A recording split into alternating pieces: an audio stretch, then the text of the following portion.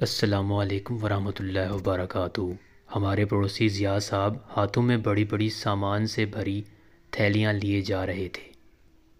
جیسے ہی ہمارے سامنے سے گزرے ہم نے کہا، ضیاء صاحب رمضان مبارک۔ جھٹ سے رکے، پاس بلایا اور سخت لہجے میں بولے، آپ تو پڑھے لکھے لگتے ہیں۔ ہم نے سر جھکا کر جواب دیا، جی حضور، کچھ تو پڑھائی کی ہے۔ کہنے لگے، رمضان ہوتا ہے، صحیح تلفظ رمضان نہیں، عربی کا لفظ ہے، عربی کی طرح بولا جانا چاہیے۔ ہماری غلطی تھی، اس لیے سر جھکا کر مان لی اور کہا، آپ صحیح کہہ رہے ہیں دیا صاحب۔ فوراً چونکے اور کہنے لگے، یہ دیا کون ہے؟ میں نے مؤدبانہ عرض کیا، آپ۔ فرمایا، کیسے بھائی، میں تو ضیاء ہوں۔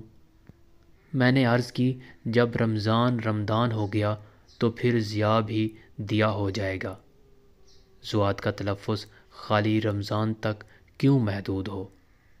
خیر، بات ختم ہوئی، ضیاء صاحب جانے لگے تو ہم نے پیچھے سے درخواست ڈال دی، دیا صاحب کل افطاری میں پکوڑے بنوائیے گا تو ہمیں بھی بھیج دیجیے گا۔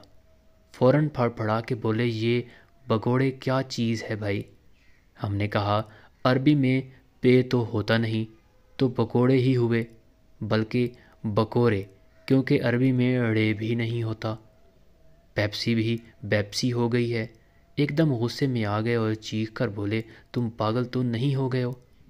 ہم نے کہا، پاگل نہیں، باگل کہیے، عربی میں باگل ہی ہوتا ہے۔ اب تو اور بھی غصے میں آ گئے اور کہنے لگے، ابھی چپل اتار کر ماروں گا۔ ہم نے کہا، چپل نہیں، شبل کہیے، عربی میں چے بھی نہیں ہوتا۔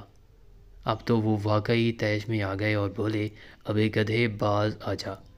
میں نے کہا، باز تو میں آ جاؤں گا، مگر گدھا نہیں، جدھا کہیے، عربی میں گاف نہیں ہوتا۔